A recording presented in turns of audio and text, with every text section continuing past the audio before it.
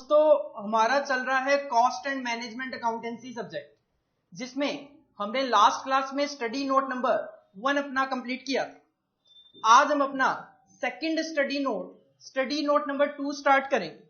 Study note number 2 है हमारा decision making tools. Study note number 2 है हमारा decision making tools. Decision making tools जो है इसमें काफी सारे वैरायटी ऑफ चैप्टर्स कवर किए गए, जिसकी वजह से हम इनको अलग अलग पार्ट में डिस्कस करेंगे। जिसमें अगर मैं बात करूं तो आपके स्टडी मटेरियल के अकॉर्डिंगली पार्ट 1 जो है वो है मार्जिनल कॉस्टिंग का, और पार्ट 2 जो है उसमें मार्जिनल कॉस्टिंग की ही टूल्स एंड टेक्निक्स यूज की गई है। मतलब मार्जिनल कॉस्टिंग के क्वेश्चन को सॉल्व करने के लिए हम जो टूल्स एंड टेक्निक्स यूज करते हैं, that is part 2 tools and techniques of marginal costing. तो हम दोनों पार्ट एक ही चैप्टर में यहाँ पे साथ में डिस्कस करने वाले हैं। सर इन दोनों पार्ट में से एग्जाम में कितने मार्क्स तक के क्वेश्चन पूछे जा सकते हैं? तो देखो अभी तक हमारे सिलेबस में न्यू सिलेबस के 4 पेपर हुए। जून 17 में 4 क्वेश्चन पूछे गए, एक नंबर के 2 क्वेश्चन पूछे गए, जो कि true false, MCQ, fill in the blanks उनमें पूछे गए, और 2 4 नंबर के क्वेश्चन पूछे गए। इसी तरीके से दिसंबर 17 में 2 1 नंबर के क्वेश्चन, और इसके अलावा एक 6 नंबर का क्वेश्चन और एक 4 नंबर का क्वेश्चन पूछा गया। जून 18 में केवल और केवल एक ही नंबर का क्वेश्चन पूछा गया, जो कि एमसीक्यू ट्रू फॉल्स में था, और दिसंबर 18 में 3 क्वेश्चन पूछे गए एमसीक्यू ट्रू फॉल्स, और 2 क्वेश्चन प्रैक्टिकल पूछे गए 6 नंबर के। तो कहीं ना कहीं दिसंबर 18 में मैक्सिमम वेटेज देखने को मिली 15 मार्क्स की, और मिनिमम वेटेज अभी तक जून 18 में 1 नंबर की देखने को मिल रही है। तो इसका मतलब कहीं ना कहीं ये पार्ट है तो इंपॉर्टेंट, क्योंकि अगर 50 मार्क्स का तो हमारा कॉस्ट एंड मैनेजमेंट अकाउंटेंसी है ही पूरा का पूरा, और अगर 50 मार्क्स में आपसे 15 नंबर तक के क्वेश्चन इसमें से पूछे जा रहे हैं, इसका मतलब this part is most important for exam point of view. ये जो marginal costing and tools and techniques of marginal costing है, इसमें हमें मेनली 7 टॉपिक्स हैं जो कि डिस्कस करने हैं। सर वो 7 टॉपिक्स क्या है? पहला, सबसे पहले तो हम देखेंगे मार्जिनल कॉस्टिंग होता क्या है, इंट्रोडक्शन। अब मार्जिनल कॉस्टिंग की जो टूल्स एंड टेक्निक्स है, this is the break even analysis, और इसी सीक्वेंस में हम कुछ और टॉपिक देखेंगे, कितनी सेल्स करूं कि मुझे जो प्रॉफिट का टारगेट है वो मैं अचीव कर सकूं। मार्जिन ऑफ सेफ्टी का कॉन्सेप्ट देखेंगे, break even point cash, that is cash break even point का कॉन्सेप्ट देखेंगे। इसके अलावा मल्टी प्रोडक्ट सिचुएशन आएगी तो ब्रेक इवन पॉइंट कैसे निकाला जाए, और एक लास्ट में जाके छोटा सा कॉन्सेप्ट शटडाउन पॉइंट का भी देखेंगे। तो ये 7 टॉपिक्स हैं जो कि हमें मेनली इस पार्ट में डिस्कस करके चलते हैं। नाउ सबसे पहले इश्यू यही आता है कि सर मार्जिनल कॉस्ट जो है या मार्जिनल कॉस्टिंग जो है वो होता क्या है। तो सबसे पहले देखो, मार्जिनल कॉस्ट जो वर्ड है, मार्जिनल कॉस्ट वर्ड आप लोगों के लिए नया तो नहीं होता। सर नया क्यों नहीं होता? नया इसलिए नहीं होता क्योंकि आप कहीं ना कहीं इकोनॉमिक्स जो पढ़ते हो 12th लेवल पे, फाउंडेशन लेवल पे, उसमें मार्जिनल कॉस्ट वर्ड यूज किया जाता है। और मार्जिनल का अगर मैं सिंपल सा मतलब कहूं तो मार्जिनल का मतलब होता है एडिशनल। मार्जिनल का मतलब होता है एडिशनल। अगर आप कहते हो कि सर अगर हम 10 यूनिट प्रोड्यूस करते हैं तो हमारी कॉस्ट आती है 100 रुपए की। अगर हम 10 यूनिट बनाते हैं तो कॉस्ट आती है 100 रुपए की, और यही अगर हम 11 यूनिट्स बनाएं तो उस सिचुएशन में हमारी कॉस्टिंग आती है, से एग्जांपल 108। तो ये जो एक यूनिट एडिशनल बनाने की वजह से आपकी ये जो एडिशनल कॉस्ट आ रही है 8 रुपए की, इस एडिशनल कॉस्ट को ही मार्जिनल कॉस्ट बोला जाता है। इस एडिशनल कॉस्ट को ही मार्जिनल कॉस्ट बोला जाता है। तो सिंपली मार्जिनल कॉस्ट क्या है? जब आप अपना प्रोडक्शन इंक्रीज करते हो तो उसकी वजह से आपकी जो कॉस्ट इंक्रीज होती है, उस इंक्रीज्ड कॉस्ट को ही मार्जिनल कॉस्ट बोला गया। देखो marginal costing is the additional cost of producing an additional unit of A product. आप जब किसी प्रोडक्ट की एक एडिशनल यूनिट बनाते हो तो उसकी वजह से जो आपकी एडिशनल कॉस्ट आती है उस कॉस्ट को ही मार्जिनल कॉस्ट बोला जाता है।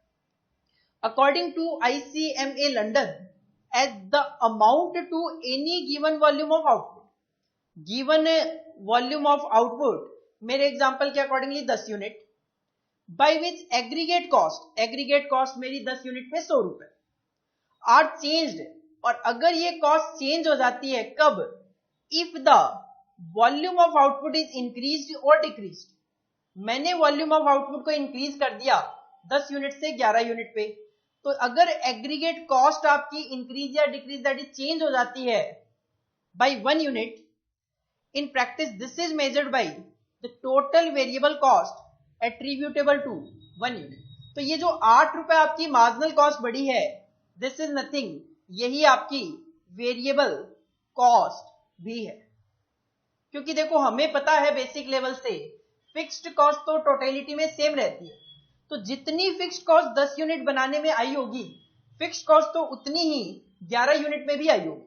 तो ये जो 8 रुपए इंक्रीज हुआ है, this is nothing, this is only the variable cost, और इसी को मार्जिनल कॉस्ट भी बोला गया। Thus marginal cost is nothing, marginal cost is equal to prime cost plus total variable overhead. अब मार्जिनल कॉस्ट में वेरिएबल कॉस्ट होती है, हम कॉस्ट शीट वगैरह ऑलरेडी पढ़ के आते हैं, बेसिक लेवल में हमें आइडिया होता है डायरेक्ट मटेरियल, डायरेक्ट लेबर और डायरेक्ट एक्सपेंसेस। जब डायरेक्ट कॉस्ट को ऐड किया जाता है तो that is known as prime cost. तो प्राइम कॉस्ट में तो केवल और केवल डायरेक्ट एक्सपेंसेस होते हैं, और डायरेक्ट कॉस्ट जितनी भी होती है वो हमेशा सारी की सारी वेरिएबल होती है। बट ओवरहेड जो होते हैं, हमें पता है ओवरहेड तो फिक्स भी हो सकते हैं, वेरिएबल भी हो सकते हैं। तो प्राइम कॉस्ट तो पूरा का पूरा क्योंकि डायरेक्ट कॉस्ट है, वेरिएबल कॉस्ट है, लेकिन ओवरहेड का केवल और केवल वो पार्ट जो कि वेरिएबल है। तो वेरिएबल सारी कॉस्ट को ऐड कर लिया जाए तो this is known as marginal cost. या फिर आप सिंपली कह सकते हो सर टोटल कॉस्ट में से अगर फिक्स्ड कॉस्ट हटा दी जाए तो बचा हुआ पोर्शन क्या होगा, वेरिएबल कॉस्ट। तो इसका मतलब marginal cost is nothing, it is the variable cost. जब ऑर्गेनाइजेशन अपने टोटल आउटपुट में 1 यूनिट का प्रोडक्शन बढ़ाती है तो उसकी वजह से टोटल कॉस्ट में जो इंक्रीज होता है, this is known as marginal cost, also known as variable cost. This is the definition of marginal cost. तो सर मार्जिनल कॉस्टिंग क्या है? मार्जिनल कॉस्ट तो समझ में आया कि जब हम अपने टोटल आउटपुट को 1 यूनिट से इंक्रीज करते हैं तो हमारी जो टोटल कॉस्ट में इंक्रीज होता है, this cost is known as marginal cost. जरूरी नहीं है इंक्रीज, डिक्रीज भी हो सकता है। अगर मैं अपने टोटल आउटपुट को 1 यूनिट से डिक्रीज करूं तो मेरी जो टोटल कॉस्ट में डिक्रीज आता है, this is known as marginal cost. तो सर ये मार्जिनल कॉस्टिंग जो है चैप्टर का नाम, ये क्या है? एक्चुअल में मार्जिनल कॉस्टिंग एक टेक्निक है डिसीजन मेकिंग के लिए।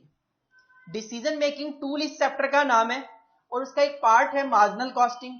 तो marginal costing is nothing, marginal costing एक टेक्निक है जो कि ऑर्गेनाइजेशन डिसीजन मेकिंग के लिए यूज करते हुए चलती है। तो it is a technique in cost and management accounting which is used for mainly decision making. साथ में इसका एक दूसरा नाम भी है CVP एनालिसिस। मार्जिनल कॉस्टिंग के चैप्टर को कुछ ऑथर CVP एनालिसिस के नाम से भी चैप्टर दिया करते हैं। एक्चुअल में this technique is also used to indicate the relation. ये टेक्निक रिलेशन भी इंडिकेट करती है between cost, volume and profit. क्या कॉस्ट होगी, कब, कितना वॉल्यूम पे क्या कॉस्ट होगी और कितना प्रॉफिट होगा। तो शॉर्ट में इसको CVP बोला जाता है, that is cost, volume and profit analysis. तो कॉस्ट और वॉल्यूम के बीच में, वॉल्यूम और प्रॉफिट के बीच में, प्रॉफिट और कॉस्ट के बीच में क्या रिलेशन है, कब किसमें कितना चेंज हो तो दूसरे कंपोनेंट में कितना चेंज होगा, इस रिलेशन को भी हम यहाँ पे मार्जिनल कॉस्टिंग की हेल्प से इंडिकेट करने की कोशिश करते हैं। When marginal costing is used to indicate the relation between cost, volume and profit, it is also known as CVP analysis technique भी इसको बोला जाता है। तो आप कह सकते हो सर मार्जिनल कॉस्टिंग का एक दूसरा नाम है CVP analysis, cost, volume, profit analysis. and it is mainly used for decision making. अब सर डिसीजन मेकिंग के लिए किस तरीके से इसको यूज किया जाता है वो भी एक एग्जांपल के थ्रू देखते हैं. मान लो a factory has a capacity of producing 20,000 unit. एक फैक्ट्री है, अगर उसकी कैपेसिटी की बात की जाए तो उस फैक्ट्री में 20,000 यूनिट तक बनाई जा सकती है. प्रेजेंटली कंपनी लेकिन केवल और केवल 15,000 यूनिट का प्रोडक्शन कर रही है. कैपेसिटी है 20,000 यूनिट की, लेकिन प्रेजेंटली प्रोडक्शन कितना हो रहा है? 15,000 यूनिट का. इसका मतलब कंपनी या फैक्ट्री अगर चाहे तो 5,000 यूनिट एडिशनल बना सकती है. वेरिएबल कॉस्ट पर यूनिट आती है 10 रुपए की. एक यूनिट को बनाने की 10 रुपए की कॉस्ट आती है. टोटलिटी में फिक्स्ड कॉस्ट आती है 30,000 की. और फिक्स्ड कॉस्ट का कॉन्सेप्ट आपका क्लियर होना चाहिए. भले ही कंपनी 15,000 यूनिट बना रही है और भले ही कंपनी 20,000 यूनिट बनाए, फिक्स्ड कॉस्ट तो 30,000 रुपए ही रहने वाली है. तो टोटल कॉस्ट पर यूनिट आ जाती है 12 रुपए. कैसे? 10 रुपए तो वेरिएबल कॉस्ट है और 30,000 आपकी फिक्स्ड कॉस्ट थी 15,000 यूनिट बनाने पे. अगर 15,000 यूनिट बनाने पे 30,000 रुपए की फिक्स्ड कॉस्ट है, इसका मतलब 2 रुपए पर यूनिट आपकी फिक्स्ड कॉस्ट आ रही थी. तो 10 रुपए वेरिएबल कॉस्ट, 2 रुपए फिक्स्ड कॉस्ट, टोटलिटी में 12 रुपए पर यूनिट हमें बता दिया गया. ये सिचुएशन अपनी फैक्ट्री की चल रही थी. अब क्या हुआ? Now a new customer approach. A new customer approach the organisation. एक नया कस्टमर आया ऑर्गेनाइजेशन के पास, लेकिन वो आपसे 5,000 यूनिट खरीदना चाह रहा है. सबसे पहले तो मेरे माइंड में ये आया कि क्या सर मैं 5,000 यूनिट बनाकर उसको बेच सकता हूं? बिल्कुल बेच सकते हो, क्योंकि मेरी कैपेसिटी तो 20,000 यूनिट बनाने की है, लेकिन मैं फिलहाल केवल 15,000 यूनिट बना ही रहा था. तो 5,000 यूनिट की मेरे पास फालतू कैपेसिटी पड़ी हुई थी. एक कस्टमर मुझसे वो 5,000 यूनिट खरीदना चाहता है, तो इजीली मैं वो 5,000 यूनिट बना तो सकता हूं, लेकिन एट द रेट ऑफ ₹11 पर यूनिट. लेकिन वो मुझसे ये 11 रुपए पर यूनिट पे डिमांड कर रहा है, जबकि प्रेजेंटली मैं ये जो ऊपर 15,000 यूनिट बेच रहा था, प्रेजेंटली मेरा सेलिंग प्राइस पर यूनिट 13 रुपए का है. दोबारा से क्रक्स समझो क्वेश्चन का क्या है, एग्जांपल का क्रक्स क्या है.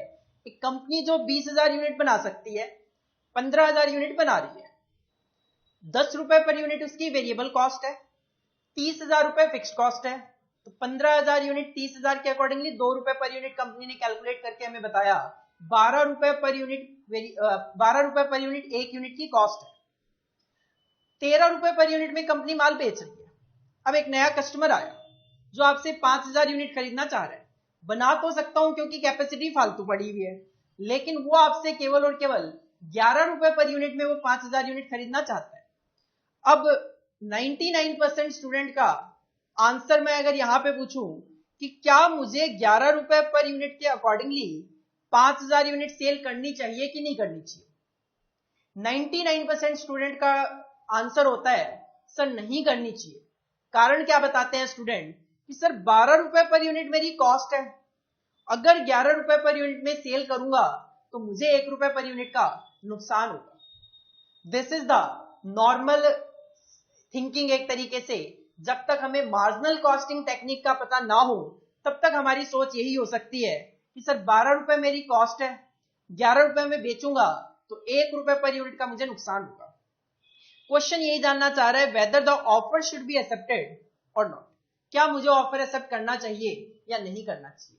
99% स्टूडेंट का आंसर है सर नहीं करना चाहिए, क्योंकि 12 रुपए कॉस्ट है और 11 रुपए में हम सेल करेंगे तो हमें 1 रुपए का नुकसान हो जाएगा. बट मार्जिनल कॉस्टिंग आंसर है कि मुझे ये ऑफर एक्सेप्ट कर लेना चाहिए. तो सर कैसे और क्यों एक्सेप्ट कर लेना चाहिए, तो उसके लिए आपको एक स्टेटमेंट ऑफ प्रॉफिट हम बनाते हैं मार्जिनल कॉस्टिंग. मार्जिनल कॉस्टिंग के चैप्टर में हम एक स्टेटमेंट ऑफ प्रॉफिट बनाते हैं. 2 कॉलम में ये स्टेटमेंट ऑफ प्रॉफिट बनता है, पर्टिकुलर्स और अमाउंट. और इस स्टेटमेंट की हम हेल्प लेंगे अभी, जिससे पहले मैं आपको फॉर्मेट बता देता हूं ये किस तरीके से बनाया जाता है. पर्टिकुलर्स अमाउंट 2 कॉलम में हम बनाते हैं. सबसे पहले हम कंसीडर करते हैं सेल्स. सेल में से हम माइनस करते हैं वेरिएबल कॉस्ट, और जैसे ही सेल में से वेरिएबल कॉस्ट माइनस की जाती है, दिस विल कम कंट्रीब्यूशन, या इसको मार्जिनल इनकम के नाम से भी जाना जाता है. आपके लिए ये वर्ड नया नहीं होगा, क्योंकि आप ग्रुप 1 में मार्जिनल कॉस्टिंग पढ़ के आते हो, तो काफी कुछ उससे मिलता जुलता ही ये मार्जिनल कॉस्टिंग का चैप्टर है। हाँ, वैरायटी ऑफ क्वेश्चन थोड़ा सा एडवांस लेवल हो सकता है, बाकी तो सारा का सारा वही चैप्टर आपका फर्स्ट ग्रुप वाला चलता है। कंट्रीब्यूशन में से जब टोटल फिक्स्ड कॉस्ट माइनस कर दी जाती है, टोटल फिक्स्ड कॉस्ट माइनस कर दी जाती है, तो हमारा प्रॉफिट कैलकुलेट होके आता है। तो सिंपल सा format, sales minus variable cost is equal to contribution, also known as marginal income, minus fixed cost is equal to profit. अब सर अगर हम स्टेटमेंट ऑफ प्रॉफिट बनाते हैं इस एग्जांपल में, तो क्या कहानी बनेगी? देखो, हम इसके लिए स्टेटमेंट ऑफ प्रॉफिट बना सकते हैं as per marginal cost. Comparison करना है मुझे कि फिलहाल मैं 15,000 यूनिट सेल कर रहा था, और अगर मैं ये ऑफर एक्सेप्ट कर लेता हूं तो 15,000 तो बेच ही रहा था, 5,000 का नया कस्टमर है, तो टोटलिटी में 20,000 यूनिट सेल कर पाऊंगा। तो 3 कॉलम में मुझे स्टेटमेंट ऑफ प्रॉफिट बनाना पड़ रहा है। पर्टिकुलर्स, ये 15,000 जो है वो आपका प्रेजेंट है, और 20,000 यूनिट में प्रेजेंट प्लस जो न्यू कस्टमर है वो भी मैंने यहां पे कवर किया। एज पर फॉर्मेट आप सबसे पहले सेल्स कंसीडर करते हो। क्वेश्चन ने कहा कि ये जो 15,000 यूनिट प्रेजेंटली हम सेल कर रहे हैं, ये हम सेल कर रहे हैं 13 रुपए पर यूनिट के अकॉर्डिंग। 15,000 यूनिट हम सेल कर रहे हैं एट द रेट ऑफ ₹13, 1,95,000 आपकी सेल आ रही है। अब जब 20,000 बेचूंगा तो ये 195 तो है ही, कोई प्रॉब्लम नहीं है, 15,000 यूनिट तो बिकी रही है, प्लस साथ में एडिशनल 5,000 यूनिट आप और बेच पाओगे, लेकिन केवल और केवल 11 रुपए पर यूनिट के अकॉर्डिंगली। तो आपकी सेल 55,000 रुपए से बढ़ गई, अकॉर्डिंगली 2,50,000 हमारी टोटल सेल हो गई। सेल में से हम माइनस करते हैं वेरिएबल कॉस्ट। क्वेश्चन का वेरिएबल कॉस्ट जो है हमारी वो eight the rate of ₹10 per unit आती है। अगर आप 15,000 यूनिट बनाओगे तो 1.5 लाख रुपए की आएगी, लेकिन 20,000 बनाओगे तो 2 लाख रुपए की वेरिएबल कॉस्ट आएगी। और जैसे ही आप सेल में से वेरिएबल कॉस्ट माइनस करोगे, हमें पता चलेगा अपना कंट्रीब्यूशन। प्रेजेंट के हिसाब से ही बात करूं 55,000 रुपए, जबकि ये केवल 50,000 रुपए। कंट्रीब्यूशन तो कहीं ना कहीं कम हो गया, बट फिक्स्ड कॉस्ट प्रेजेंटली आपकी 30,000 है। फिक्स्ड कॉस्ट तो ऐसी कॉस्ट होती है जो कि भले ही 15,000 यूनिट बनाओ, भले ही 20,000 यूनिट बनाओ, ये तो सेम रहने वाली है। इसका मतलब अगर मैं 15,000 यूनिट बनाकर ही बेचता रहूंगा तो मुझे 25,000 का प्रॉफिट होगा, लेकिन अगर मैं इस नए कस्टमर का ऑफर एक्सेप्ट कर लूंगा तो उस सिचुएशन में मुझे प्रॉफिट होंगे ज्यादा। यहां पे कुछ ना कुछ कैलकुलेशन मिस्टेक की है मैंने।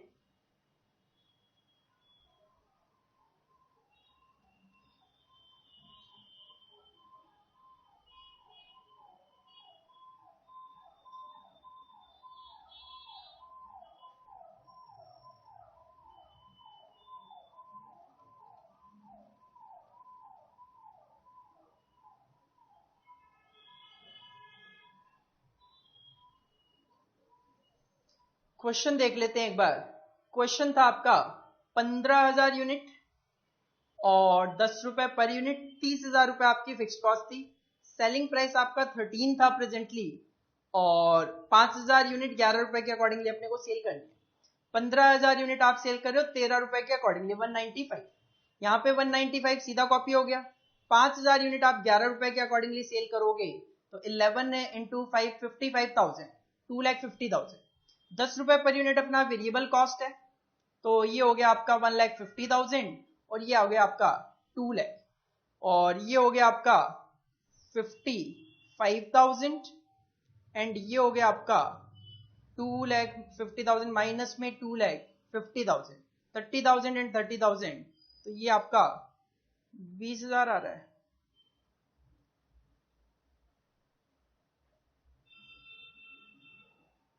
कहीं ना कहीं कोई कैलकुलेशन मिस्टेक है। This is the calculation mistake. ये 55,000 नहीं, ये 45,000 आएगा।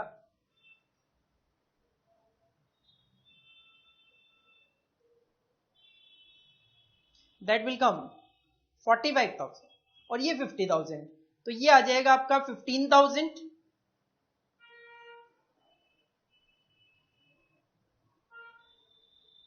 ये आ जाएगा आपका 15,000 और ये आएगा 20,000। तो आप देख सकते हो अगर मैं नए कस्टमर का ऑफर एक्सेप्ट करता हूं तो उस सिचुएशन में मेरा जो प्रॉफिट है वो 5,000 रुपए से इंक्रीज हो जाएगा। तो कहीं ना कहीं मुझे इस ऑफर को एक्सेप्ट कर लेना चाहिए। सर ऐसा क्यों हुआ? इसके पीछे मेन कारण है fixed cost. Fixed cost totality में सेम रहती है, भले ही आप 15,000 यूनिट बनाओ, भले ही 20,000 यूनिट बनाओ, तो कहीं ना कहीं आप ये जो 11 रुपए पर यूनिट के अकॉर्डिंगली बेचोगे, इस पे कॉस्ट तो केवल 10 रुपए पर यूनिट की आएगी आपकी। तो कहीं ना कहीं 1 रुपए पर यूनिट आपको बेनिफिट मिलेगा 5,000 एडिशनल यूनिट पे, जिसकी वजह से आपका ये प्रॉफिट 5,000 रुपए से बढ़ता हुआ दिखाई दे रहा है। तो मार्जिनल कॉस्टिंग एक ऐसी टेक्निक है जो कि हमें as per statement of profit as per marginal costing के अकॉर्डिंगली कैलकुलेशन करना बताती है। और अकॉर्डिंगली हम कहते हैं यहां पे मेन जो है वो है कंट्रीब्यूशन। कंट्रीब्यूशन 5,000 रुपए बढ़ा, प्रॉफिट भी 5,000 बढ़ा, क्योंकि फिक्स्ड कॉस्ट टोटलिटी में कांस्टेंट है। हाँ, अगर किसी क्वेश्चन में फिक्स्ड कॉस्ट में चेंज कर दिया जाए तो डिसीजन आपके वहां पे वेरी कर सकते हैं। तो एक नोट लिखा हुआ है, contribution is a profit margin which is used by the organisation for decision making. अब यहां पे अगर मैं प्रॉफिट की बजाय केवल कंट्रीब्यूशन भी कैलकुलेट करके डिसीजन दूं तो भी तो ठीक ही है। हाँ, कंडीशन क्या है? फिक्स्ड कॉस्ट जो है वो कांस्टेंट रहनी चाहिए, फिक्स्ड कॉस्ट में किसी तरीके का कोई चेंज ना हुआ। अगर फिक्स्ड कॉस्ट भी चेंज हो जाएगी, इंक्रीज हो जाएगी, तो फिर डिसीजन लेने के लिए आपको प्रॉफिट तक जाना ही पड़ेगा। तो मार्जिनल कॉस्टिंग एक ऐसी टेक्निक है जो कि ऑर्गेनाइजेशन डिसीजन मेकिंग के लिए यूज करती है, और उसके लिए हम एक टूल यूज करते हैं, दिस इज द कंट्रीब्यूशन। तो contribution margin is a tool which is used for decision making in marginal costing. तो ये हमारा एक छोटा सा अभी तक का डिस्कशन है, जिसको पहले कॉपी कर लेते हैं, उसके बाद आगे मूव ऑन करेंगे। हेडिंग डालो study note number 2। Study note number 2, decision making tools. Decision making tools part 1, marginal costing. Part 2 tools and techniques of marginal costing. तो हमारे स्टडी मटेरियल में जो पार्ट 1 और पार्ट 2 गिवन है वो हम एक ही सिंगल चैप्टर में यहां पे कवर कर लेंगे, क्योंकि कहीं ना कहीं tools and techniques of marginal costing is required for marginal costing, तो कहीं ना कहीं मुझे वो साथ में डिस्कस करना पड़ेगा। इसके साथ ब्रैकेट में इसकी वेटेज लिख लो, 1 से लेकर 15 नंबर, 1 to 15 मार्क्स। 1 से लेकर 15 नंबर तक के क्वेश्चन आपके एग्जाम में पूछे जा सकते हैं। और ब्रैकेट में लिख लो P और T। इसमें से प्रैक्टिकल क्वेश्चन भी आता है और थ्योरी क्वेश्चन भी आता है। जो एक एक नंबर के आप क्वेश्चन देख रहे हो, दीज आर थ्योरी क्वेश्चन। जो ये 6-6 नंबर के आप क्वेश्चन देख रहे हो, दीज आर प्रैक्टिकल। ये जो 4-4 नंबर के आप क्वेश्चन देख रहे हो, these are the short note theoretical question. इसके बाद हेडिंग डालो टॉपिक्स, और ये 7 टॉपिक्स आप कॉपी करो।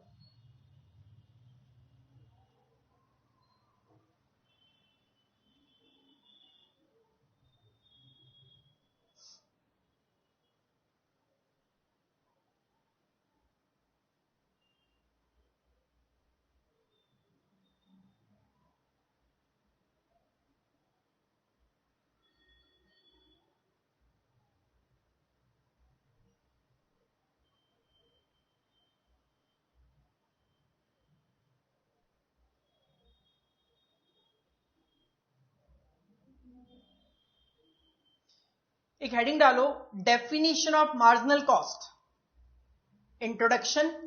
और इंट्रोडक्शन में डेफिनेशन ऑफ मार्जिनल कॉस्ट क्या है, और ये जो 3 पॉइंट है ये कॉपी कर दो।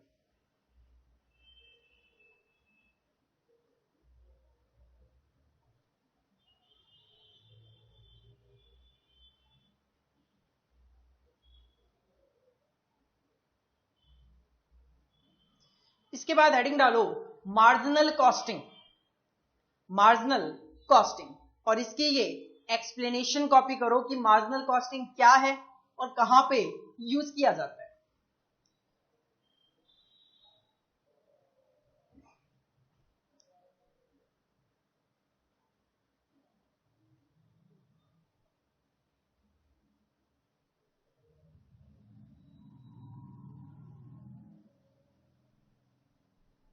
इसके बाद ये एग्जाम्पल कॉपी करो। ये एग्जाम्पल ये समझाने के लिए है कि marginal costing is used for decision making. ये एग्जाम्पल कॉपी करो।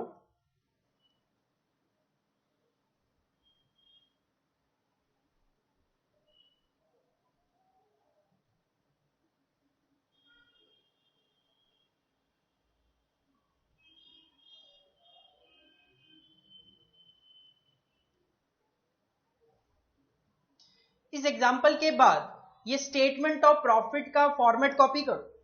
जब भी मार्जिनल कॉस्टिंग की बात आती है या डिसीजन मेकिंग की बात आती है तो डिसीजन मेकिंग के लिए हमेशा मार्जिनल कॉस्टिंग यूज किया जाता है, और मार्जिनल कॉस्टिंग में हमेशा profit statement sale minus variable cost is equal to contribution minus fix cost is equal to profit use किया जाता है। तो इस फॉर्मेट को कॉपी करो, और इस फॉर्मेट को कॉपी करने के बाद जो आपने एग्जाम्पल किया था उसका ये सॉल्यूशन कि हाँ मार्जिनल कॉस्टिंग किस तरीके से डिसीजन मेकिंग के लिए यूज किया जाता है। और एक लास्ट में यहाँ पे नोट भी लिख लेना, contribution is a profit margin which is used by the organisation for decision making. कब? जब हमारी फिक्स्ड कॉस्ट कांस्टेंट रहती है तब।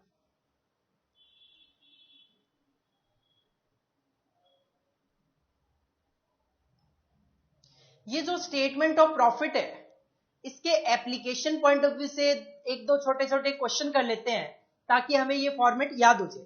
आओ जरा अपने नोट्स में पहला क्वेश्चन नंबर 1 देखो अपने नोट्स में। Question number 1, Ramaiah limited furnishes the following information. एक कंपनी ने हमें ये इंफॉर्मेशन दी है। कंपनी प्रोडक्शन करती है 10,000 यूनिट का, कंपनी सेल भी करती है 10,000 यूनिट, सेलिंग प्राइस है 12 रुपए पर यूनिट। तो company 10,000 unit at the rate of ₹12 1,20,000 रुपए की सेल करती है। वेरिएबल कॉस्ट है 6 पर यूनिट। 10,000 यूनिट कंपनी बनाती है, 6 रुपए पर यूनिट वेरिएबल कॉस्ट है, 60,000 will be the variable cost. और फिक्स्ड कॉस्ट है 40,000 रुपए पूरे साल की, और अपनी जो कैपेसिटी है वो 10,000 यूनिट की है। क्वेश्चन जानना चाहता है प्रॉफिट और loss under marginal costing method will. अगर मार्जिनल कॉस्टिंग यूज की जाए तो प्रॉफिट और लॉस कितना होगा वो हमें बताना है। और सिंपल हम इसके लिए बना सकते हैं स्टेटमेंट ऑफ प्रॉफिट। हेडिंग डालो answer number 1, statement of profit bracket में एज पर मार्जिनल कॉस्ट। दो कॉलम में आपका स्टेटमेंट बनेगा, पर्टिकुलर्स और अमाउंट। सबसे पहले we have to consider sales. Sales हम कंसीडर करेंगे, 10,000 यूनिट आप सेल करोगे एट द रेट ऑफ ₹12, तो हमारी सेल होगी 1,20,000 रुपए की। माइनस हम करते हैं variable cost, 10,000 unit variable cost है एट द रेट ऑफ ₹6, 60,000 रुपए। 1,20,000 माइनस 60,000, 60,000 जो बैलेंस बच गया दिस इज द कंट्रीब्यूशन। और इसमें से हम माइनस करेंगे fixed cost. Fixed cost question में गिवन है 40,000 रुपए, फिक्स्ड कॉस्ट गिवन है क्वेश्चन में 40,000। तो 60,000 में से माइनस करेंगे 40,000, तो बैलेंस विल बी प्रॉफिट 20,000। 20,000 रुपए आपका प्रॉफिट कैलकुलेट होके आएगा। This is the simple answer of question number 1। इसको आप कॉपी कर सकते हो।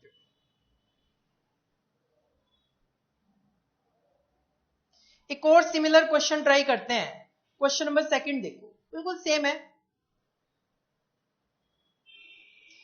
राज limited furnishes the following information. Production तो कंपनी 10,000 यूनिट ही कर रही है, बट सेल कर रही है 5,000 यूनिट। हमारे फॉर्मेट में प्रोडक्शन नहीं, हमें सेल कंसीडर करनी है 5,000 यूनिट। सेलिंग प्राइस है 12 रुपए पर यूनिट, तो 5,000 unit at the rate of ₹12, 60,000 will be cell.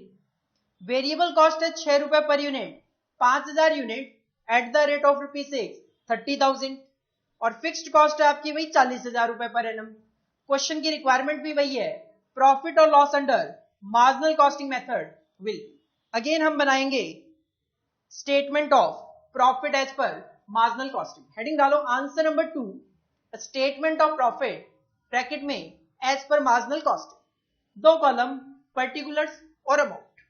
सबसे पहले we have to consider sales. Question का 5000 यूनिट हम सेल कर रहे हैं, किस रेट पे? 12 रुपए के रेट पे। तो 5000 इंटू 12, 60,000 तो अपनी सेल अमाउंट है। वेरिएबल कॉस्ट 5000 यूनिट जितनी बेची है उसी की वेरिएबल कॉस्ट लेनी है, 6 रुपए पर यूनिट के अकॉर्डिंगली 30,000। तो कंट्रीब्यूशन बच गया अपने पास 30,000, बट फिक्स्ड कॉस्ट जो है वो 40,000 है, जबकि कंट्रीब्यूशन 30,000 ही है। तो ये तो आपका नेगेटिव आ जाएगा 10,000 रुपए। तो ये आपका प्रॉफिट नहीं, ये आपका लॉस आ गया 10,000 रुपए। तो this is the simple application of a statement of profit, ताकि हमें फॉर्मेट याद हो जाए, sale minus variable cost is equal to contribution minus fixed cost is equal to profit, या फिर लॉसेस भी वहां पे देखने को मिल सकते हैं। ये आप कॉपी कर लो।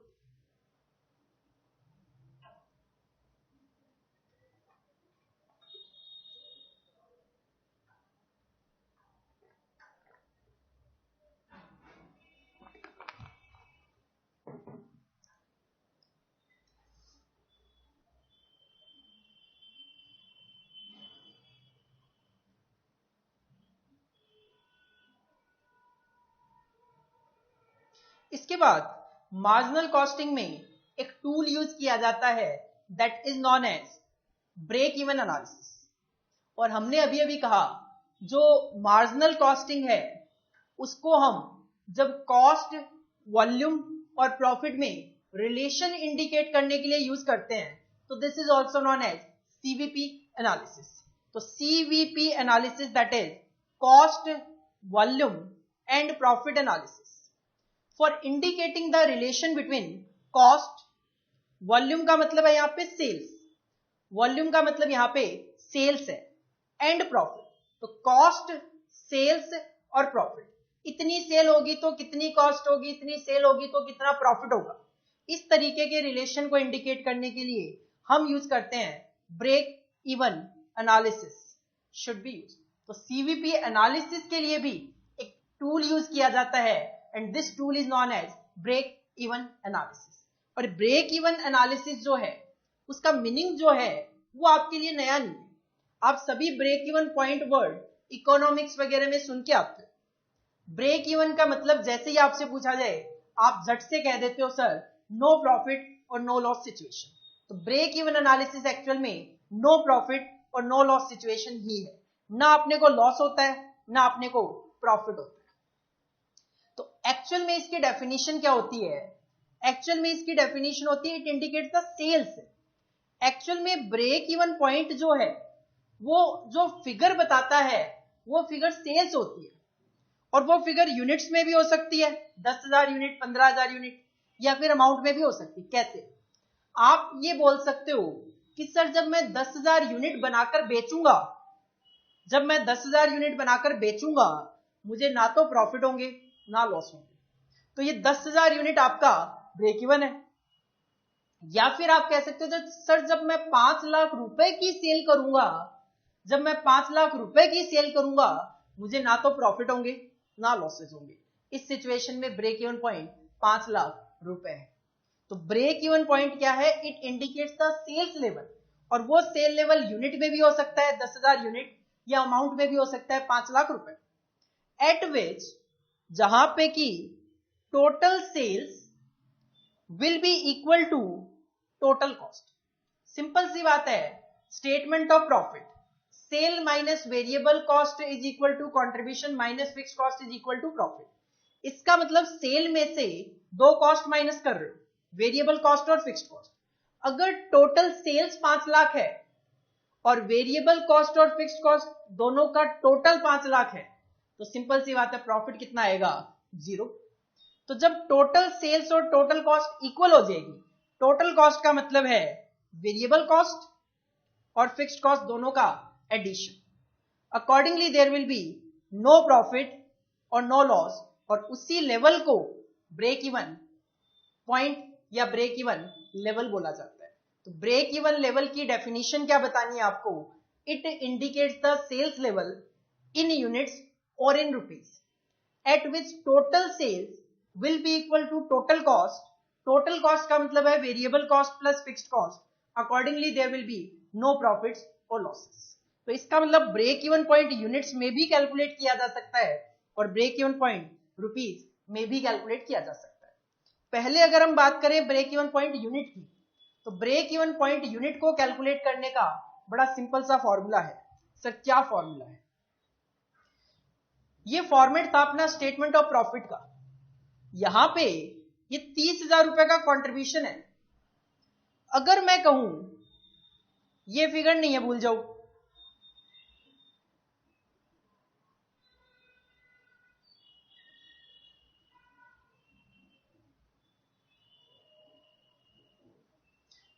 अगर मैं कहूं ब्रेक इवन पॉइंट, तो ब्रेक इवन पॉइंट का तो मतलब होगा सर ये ना तो प्रॉफिट होगा ना लॉस होगा, ये जीरो होगा। और अगर ये जीरो होना चाहिए तो इसका मतलब क्या है? इसका मतलब ये है कि आपकी ये जो फिक्स्ड कॉस्ट है वो कितनी होनी चाहिए? 30,000। कितनी होनी चाहिए? 30,000। अब आपकी सेलिंग प्राइस था 12 रुपए, एक यूनिट की वेरिएबल कॉस्ट थी 6 रुपए। अगर मैं कंट्रीब्यूशन एक यूनिट का आपसे पूछूं तो सर आप कहोगे एक यूनिट की सेल 12 रुपए, एक यूनिट की वेरिएबल कॉस्ट 6 रुपए, तो एक यूनिट का कंट्रीब्यूशन 6 रुपए, एक यूनिट का कंट्रीब्यूशन 6 रुपए। अब अगर मुझे ये जीरो चाहिए, फिक्स्ड कॉस्ट आपकी 30,000 रुपए चल रही हो, तो इसका मतलब मुझे कंट्रीब्यूशन भी 30,000 करना पड़ेगा, तभी और तभी no profit no loss situation आएगी। अगर आपकी फिक्स्ड कॉस्ट 30,000 रुपए चल रही हो तो मुझे कंट्रीब्यूशन भी 30,000 करना पड़ेगा, तभी no profit no loss situation आएगी। अगर एक यूनिट से 6 रुपए का कंट्रीब्यूशन आता है, अगर एक यूनिट से 6 रुपए का कंट्रीब्यूशन आता है, तो 30,000 का कंट्रीब्यूशन कमाने के लिए मुझे 5,000 यूनिट बेचनी पड़ेगी, 5,000 यूनिट बेचनी पड़ेगी। और हम अभी अभी तो कह रहे हैं break even point indicates the sales level, कितनी यूनिट बेचनी पड़ेगी कि मेरा ये जो प्रॉफिट और लॉस है वो जीरो हो जाए। तो 5,000 यूनिट आपका ब्रेक इवन पॉइंट है। और इसी के लिए एक फॉर्मूला क्या सजेस्ट किया गया हमें? Fixed cost divided by contribution per unit. Fixed cost 30,000 divide by contribution per unit 6 रुपए, तो 5,000 यूनिट आपका ब्रेक इवन पॉइंट आंसर आ जाएगा। तो यही फॉर्मूला हमें सजेस्ट किया गया, break even point units is equal to total fixed cost. ध्यान रखना ये फिक्स्ड कॉस्ट कभी भी पर यूनिट नहीं है, ये हमेशा टोटल फिक्स्ड कॉस्ट है, डिवाइडेड बाई कंट्रीब्यूशन हमेशा पर यूनिट है, ये कभी भी टोटल नहीं है, क्योंकि आपको नंबर ऑफ यूनिट्स निकालनी है। तो जब टोटल को पर यूनिट से डिवाइड करोगे तभी तो नंबर ऑफ यूनिट्स कैलकुलेट होके आएगी। और एट ब्रेक इवन पॉइंट अभी अभी मैंने डिस्कस भी किया, total contribution will be equal to total fixed cost. Break even point पे टोटल फिक्स्ड कॉस्ट 30,000 और टोटल कंट्रीब्यूशन जो है वो हमेशा इक्वल होंगे। तो break even point units is equal to total fixed cost divided by contribution per unit. Sir ये contribution per unit कैसे निकालना है? देखो कंट्रीब्यूशन पर यूनिट का एक फॉर्मूला तो मैंने यहां से आपको एनालाइज करवाया कि अगर आप सेलिंग प्राइस लेते हो एक यूनिट का और वेरिएबल कॉस्ट लेते हो एक यूनिट की, तो सेलिंग प्राइस पर यूनिट में से variable cost per unit minus की जाए तो कंट्रीब्यूशन भी पर यूनिट आएगा। तो कंट्रीब्यूशन पर यूनिट का पहला फॉर्मूला यही है आपका, selling price per unit minus variable cost per unit. एक फॉर्मूला तो ये। दूसरा फॉर्मूला बताओ सर। दूसरा फॉर्मूला भी आप यहां से देख सकते हो, आप कंट्रीब्यूशन में से फिक्स्ड कॉस्ट माइनस करके प्रॉफिट पे पहुंच रहे हो। अगर मैं प्रॉफिट ले लूं एक यूनिट का, फिक्स्ड कॉस्ट भी ले लूं एक यूनिट की, और उस प्रॉफिट पर यूनिट में फिक्स्ड कॉस्ट पर यूनिट वापस ऐड बैक कर दूं, तो मैं कंट्रीब्यूशन पर यूनिट पे पहुंच जाऊंगा वापस। सिंपल सी बात है। तो दूसरा फॉर्मूला क्या बनता है? रिवर्स कैलकुलेशन से contribution per unit is equal to fixed cost per unit plus profit per unit. तीसरा फॉर्मूला भी बताओ सर। तीसरा फॉर्मूला भी सिंपल है, अगर 30,000 रुपए का आपका कंट्रीब्यूशन है टोटलिटी में, और अगर आपको नंबर ऑफ यूनिट पता हो 5,000, तो टोटल कंट्रीब्यूशन को नंबर ऑफ यूनिट से डिवाइड करके भी आप 6 रुपए का ये जो कंट्रीब्यूशन पर यूनिट है वो कैलकुलेट कर सकते हो। तो तीसरा फॉर्मूला बन के आता है total contribution divided by number of units. तो तीसरा फॉर्मूला कंट्रीब्यूशन पर यूनिट का total contribution divide bye number of units. इसके अलावा अभी अभी मैंने आपको एग्जाम्पल में एक कैलकुलेशन करवाई थी। ये कैलकुलेशन कुछ अलग तरीके से थी। इस कैलकुलेशन में क्या था, आपका सेलिंग प्राइस यहां पे चेंज हो रहा था। मैं इस क्वेश्चन को थोड़ा सा मोल्ड कर लेता हूं, चेंज कर लेता हूं।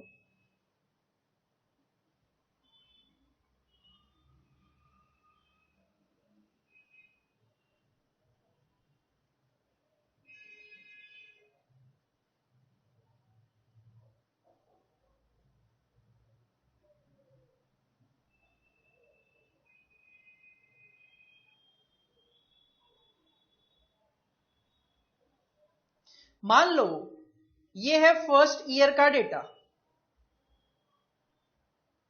कि फर्स्ट ईयर में कंपनी 15,000 यूनिट बेच रही है एट द रेट ऑफ ₹30। और मान लो ये है आपका सेकेंड ईयर का डेटा। सेकेंड ईयर में कंपनी 20,000 यूनिट ₹13 के अकॉर्डिंगली बेच रही है। तो फर्स्ट ईयर में कंपनी 1,95,000 रुपीज की सेल कर रही है। सेकेंड ईयर में कंपनी 20,000 यूनिट सेल करेगी ₹13 के अकॉर्डिंगली। 20,000 यूनिट सेल करेगी कंपनी ₹13 के अकॉर्डिंगली, तो 2,60,000 रुपए। तो फर्स्ट ईयर में कंपनी का ये प्रॉफिट आ रहा है, फर्स्ट ईयर में कंपनी का ये प्रॉफिट आ रहा है 45,000 और सेकेंड ईयर में कंपनी का प्रॉफिट आ रहा है, वो कंट्रीब्यूशन आ रहा है 60,000। फिक्स्ड कॉस्ट तो सेम रहती है 30-30। तो फर्स्ट ईयर में कंपनी का प्रॉफिट आ रहा है 15,000, जबकि सेकेंड ईयर में कंपनी का प्रॉफिट आ रहा है 30,000। तो अगर मैं कहूं देखो कंपनी का प्रॉफिट 15,000 रुपए चेंज हो गया, कंपनी का प्रॉफिट 15,000 रुपए चेंज हो गया कब, जब कंपनी की आउटपुट यूनिट जो है वो 5,000 यूनिट चेंज हो गई। कंपनी की 5,000 यूनिट चेंज हो गई, 15,000 का कंट्रीब्यूशन चेंज हुआ 5,000 यूनिट पे। तो 15,000 डिवाइड बाय 5,000 ₹3। तो ₹3 कहीं ना कहीं आपका क्या है, कंट्रीब्यूशन पर यूनिट है। कैसे सर, ₹13 का सेलिंग प्राइस था, ₹10 वेरिएबल कॉस्ट थी, तो ₹3 ही तो कंट्रीब्यूशन पर यूनिट है। तो जो मैं फर्स्ट फॉर्मूले से कैलकुलेट कर पा रहा हूं selling price per unit minus variable cost per unit, वो अगर मेरे पास 2 पीरियड का डेटा गिवन हो तो मैं change in contribution divided bye change in number of unit से भी तो कैलकुलेट कर पा रहा हूं। तो चौथा जो फॉर्मूला है वो आपका आता है contribution per unit is equal to change in contribution divide by change in units.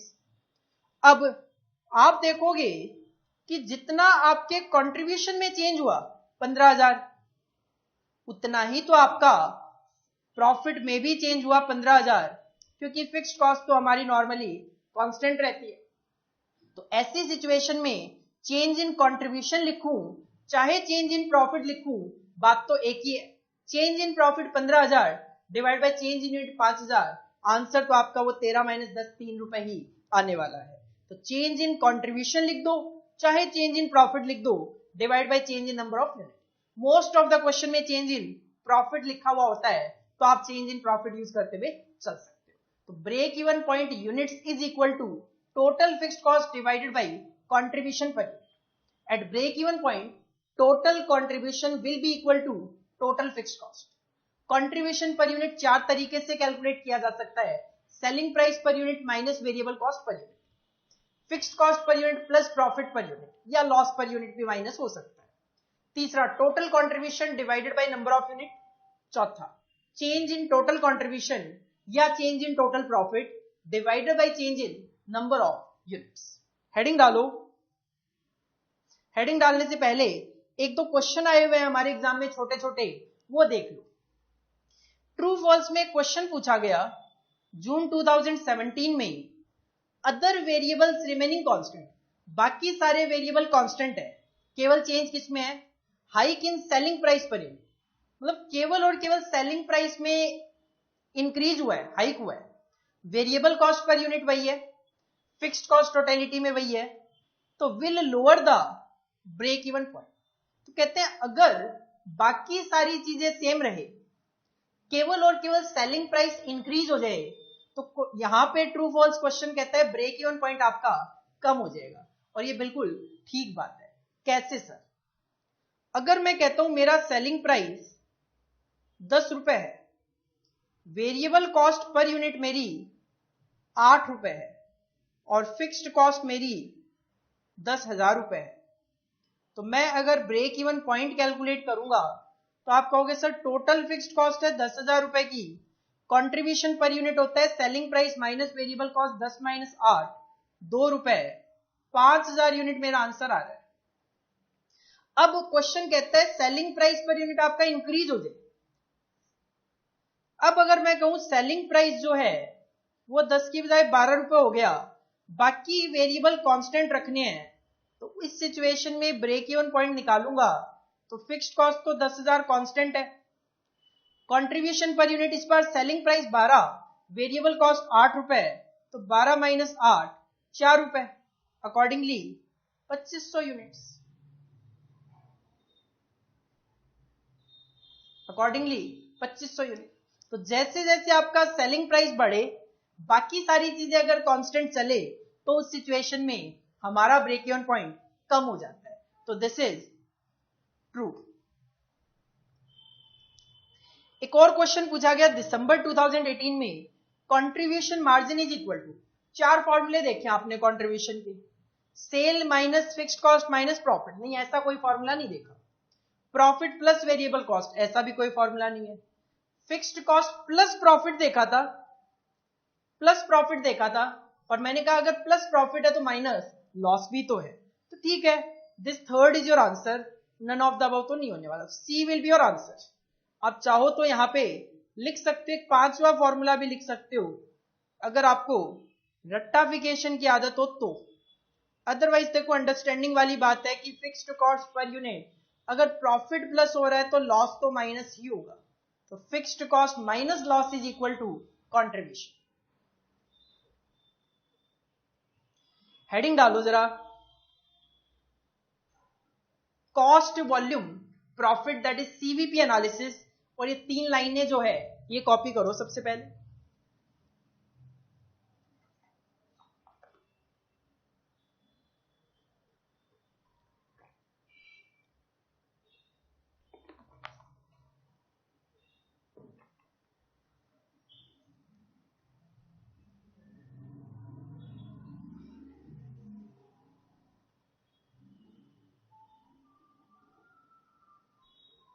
इसके बाद हेडिंग डालो ब्रेक इवन एनालिसिस, और सबसे पहले break even analysis that is break even point का मीनिंग कॉपी करो।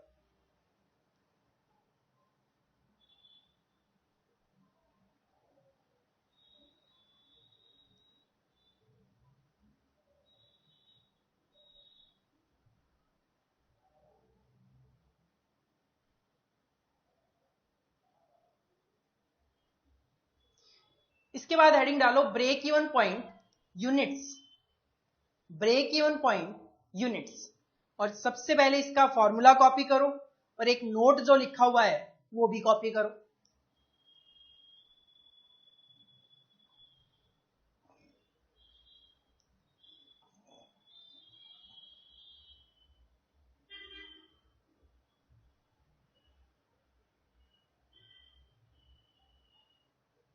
इसके बाद कंट्रीब्यूशन पर यूनिट के ये 5 फॉर्मूले 5 कॉपी करो, 4 भी करोगे तो भी चल जाएगा था।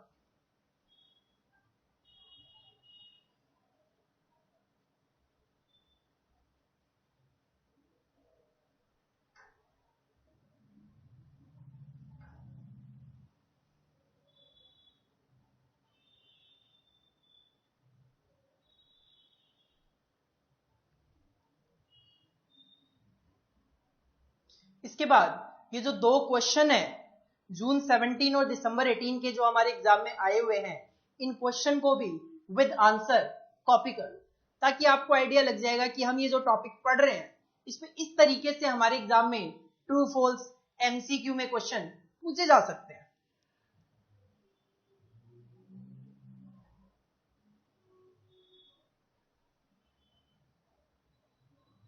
इसके बाद ब्रेक इवन पॉइंट यूनिट्स पे कुछ क्वेश्चन ट्राई करके देखते हैं, जिसमें क्वेश्चन नंबर 3 देखो। सबसे पहले question number 3, from the following particulars find out the break even point. अपने को ब्रेक इवन पॉइंट कैलकुलेट करके देना है, और फिलहाल हमें केवल और केवल ब्रेक इवन पॉइंट यूनिट्स में ही कैलकुलेट करना आता है। वेरिएबल कॉस्ट पर यूनिट है 15 रुपए, फिक्स्ड कॉस्ट है आपकी 54,000 और सेलिंग प्राइस पर यूनिट है 20 रुपए। फिक्स्ड कॉस्ट है 54,000, सेलिंग प्राइस 20 रुपए, वेरिएबल कॉस्ट 15 रुपए, तो 5 रुपए पर यूनिट आपका कॉन्ट्रीब्यूशन। तो 54,000 divided by 5, 10,800 units will be our break even point. दिखा दो जरा कैलकुलेशन, हेडिंग डालो answer number 3। Answer number 3 first requirement है क्वेश्चन में, अपने को ब्रेक इवन पॉइंट कैलकुलेट करके देना है। यूनिट्स में फिलहाल हम कैलकुलेशन करेंगे, तो break even point units is equal to total fixed cost divided by contribution per unit. Total fixed cost given है क्वेश्चन में 54,000 divided by contribution per unit. Contribution per unit is equal to selling price per unit minus variable cost per unit. तो contribution per unit is equal to selling price minus variable cost per unit. Question में selling price given है 20 रुपए, variable cost per unit given है 15 रुपए, तो accordingly 5 रुपए per unit जो है that will be our contribution per unit. और ये 5 रुपए आप ले जाके फॉर्मूले में पुट कर दो, तो 10,800 units that will be break even point. 10,800 will be your break even point. सबसे पहले आप इसको कॉपी कर लो।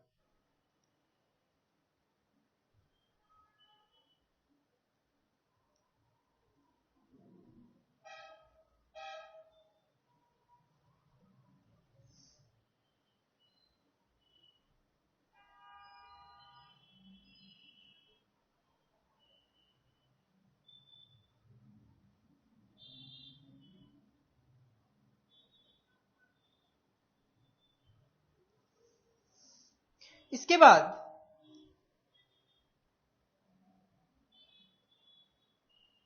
ये क्वेश्चन अभी खत्म नहीं हुआ, इस क्वेश्चन में आगे एक रिक्वायरमेंट और है, what should be the selling price per unit. अभी तो क्वेश्चन में सेलिंग प्राइस गिवन था 20 रुपए का, बट अब question selling price per unit पूछना चाह रहा है कब, अगर break even point is to be brought down to 6,000 units. अभी तो हमारा ब्रेक इवन पॉइंट 10,800 यूनिट है, हम चाहते हैं कि ये ब्रेक इवन पॉइंट 10,800 ना होके 6,000 यूनिट रह जाए, तो सेलिंग प्राइस क्या रहा। तो इसके लिए आपको फिर से ब्रेक इवन पॉइंट का ही फॉर्मूला यूज करना पड़ेगा। Break even point units is equal to total fixed cost divided by contribution per unit होता है, और contribution per unit is nothing selling price minus variable cost per unit. तो मैंने क्या किया, जो कंट्रीब्यूशन पर यूनिट था उसको ओपन करके रख दिया, selling price minus variable cost per unit. Question चाहता है कि ब्रेक इवन पॉइंट 6,000 यूनिट हो, ये 6,000 हो, टोटल फिक्स्ड कॉस्ट में कोई चेंज नहीं है, ये हम 54,000 ही चाह रहे हैं। सेलिंग प्राइस जो है वो क्वेश्चन हमसे जानना चाह रहा है, तो मैंने इसको एक्स अज्यूम कर लिया। वेरिएबल कॉस्ट में कोई चेंज नहीं है, तो 15 रुपए ही रहेगा। तो क्रॉस मल्टीप्लीकेशन किया जाए तो 6,000 into 6,000 x minus 6,000 into 15, 90,000 is equal to 54,000। 6,000 x is equal to 54,000, ये माइनस 90,000 इधर आके प्लस 90,000 हो गया, तो x is equal to 90,000 plus 54,000 that is 1,44,000 divided by 6,000, तो x that is selling price will be ₹25 per unit. तो अगर आप अपना selling price 24 rupees per unit कर देते हो, तो उस सिचुएशन में 24 माइनस 15, 9 रुपए आपका कंट्रीब्यूशन पर यूनिट हो जाएगा। 6,000 यूनिट आप बनाओगे, तो 1 यूनिट पे 9 रुपए का कंट्रीब्यूशन, तो 6000 यूनिट पे 54,000 का कंट्रीब्यूशन, 54,000 आपकी फिक्स्ड कॉस्ट, तो आपका ब्रेक इवन पॉइंट 6000 यूनिट आ जाएगा। 6000 यूनिट पे no profit no loss situation आ जाएगी। This is your answer number 3, second point. इसको आप कॉपी कर लो।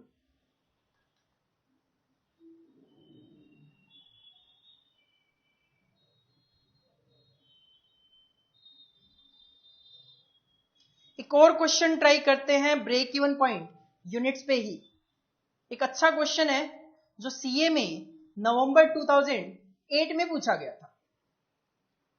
PQ limited reports the following cost structure eight 2 capacity level. हमारे पास 2 कैपेसिटी लेवल पे कॉस्ट का स्ट्रक्चर गिवन है।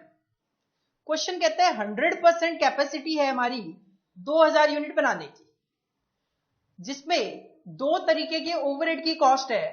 एक है प्रोडक्शन ओवरहेड 1 3 रुपए पर यूनिट, एक है प्रोडक्शन ओवरहेड 2 2 रुपए पर यूनिट।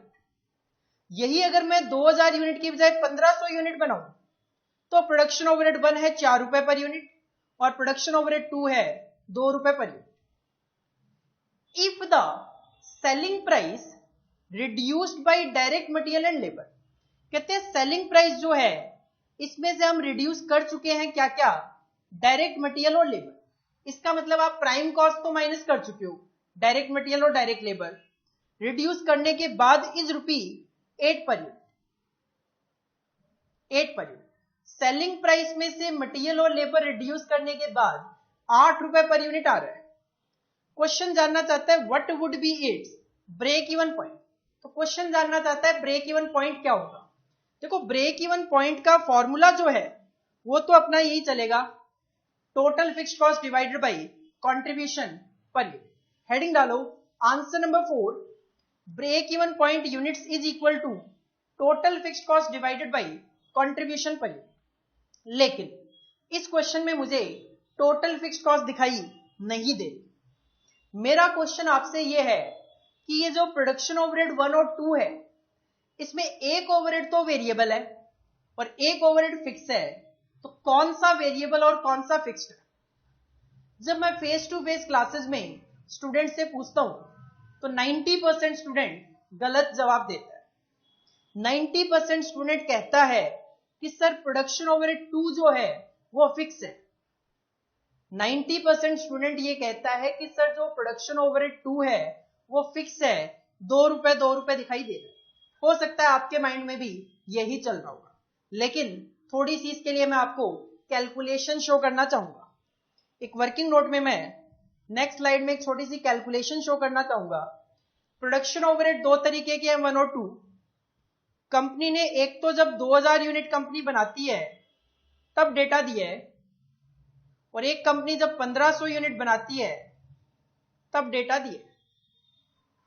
प्रोडक्शन ओवरहेड 1 की मैं बात करूं तो प्रोडक्शन ओवरहेड 1 3 रुपए और 4 रुपए पर यूनिट है। जब आप 2000 यूनिट बनाते हो तो 3 रुपए पर यूनिट मतलब 6000 रुपए। 1500 यूनिट बनाते हो तो 4 रुपए पर यूनिट 6000 रुपए।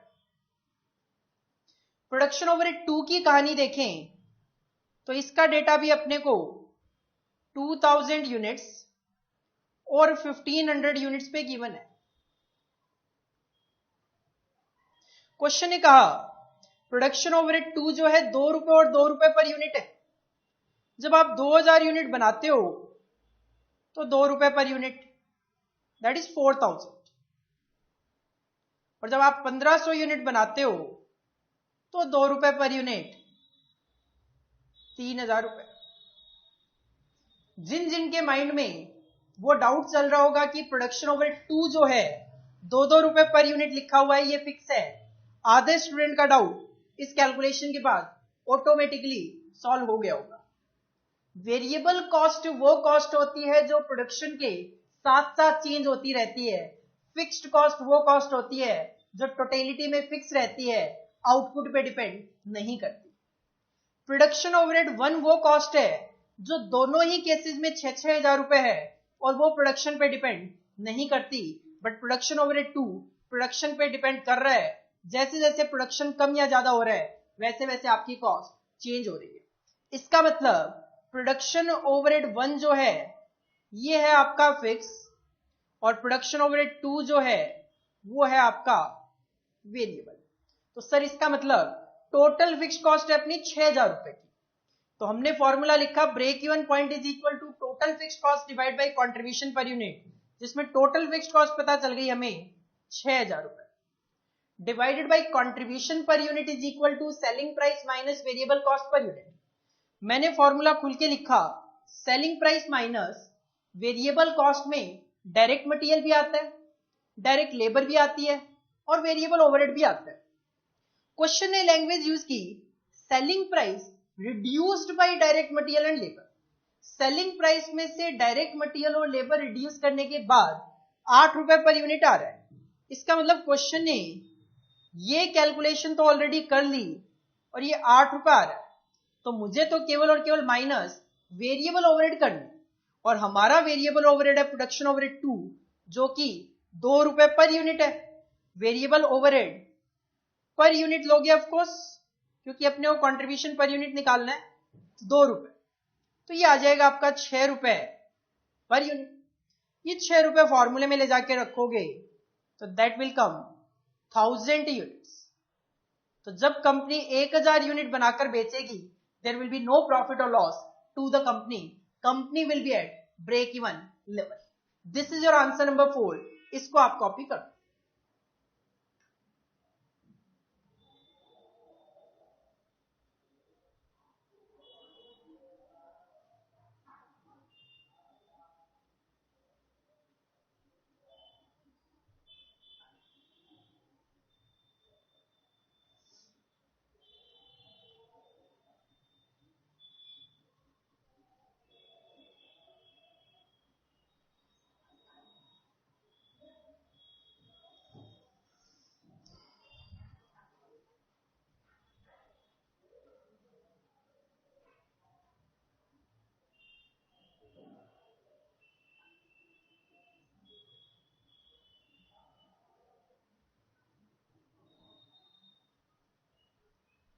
तो आज की क्लास हम यहीं पे फिनिश करेंगे। आज की क्लास का अपना एक छोटा सा डिस्कशन ये था, डिसीजन मेकिंग टूल के हम फर्स्ट और सेकंड पार्ट एक साथ डिस्कस कर रहे हैं।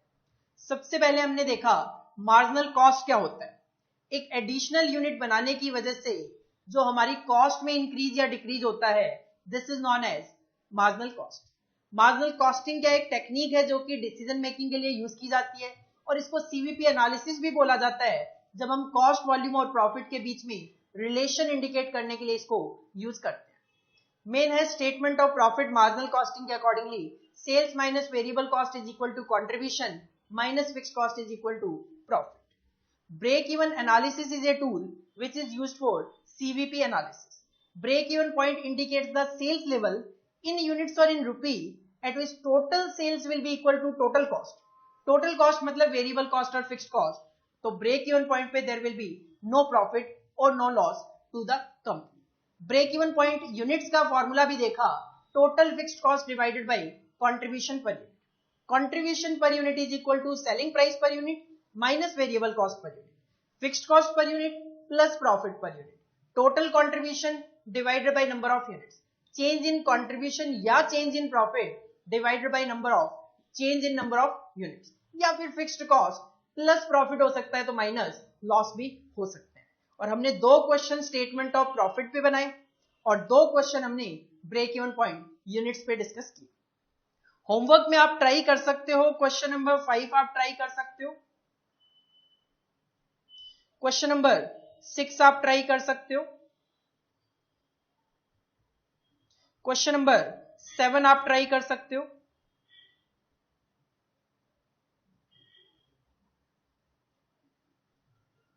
क्वेश्चन नंबर 8 आप ट्राई कर सकते हो और क्वेश्चन नंबर 9 आप ट्राई कर सकते हो। तो क्वेश्चन नंबर 5 से लेकर 9 तक आप ट्राई करके देख सकते हो, क्योंकि अगर 1, 2, 3 जितने भी क्वेश्चन आप खुद करके देखोगे और हो जाएंगे तो आपका कॉन्फिडेंस बिल्डअप होगा। और साथ में देखो सिंपल सी बात है, ये चैप्टर टोटली फॉर्मूला बेस्ड है, तो कहीं ना कहीं हमें प्रैक्टिस तो करनी पड़ेगी फॉर्मूलेज को याद करने के लिए। हालांकि नेक्स्ट क्लास में मैं इनमें से मोस्ट ऑफ द क्वेश्चन जो भी मुझे लगेंगे कि आपके लिए प्रॉब्लम क्रिएट कर सकते हैं वो मैं डिस्कस करूंगा, लेकिन फिर भी आप अगर एक बार करके देखोगे तो आपको आइडिया लग जाएगा कि आपको कहाँ पे अभी ज्यादा कॉन्सेंट्रेट करने की जरूरत है। चलो तब तक नेक्स्ट क्लास के लिए ये रिवाइज करके आओ। Thank you, all the best.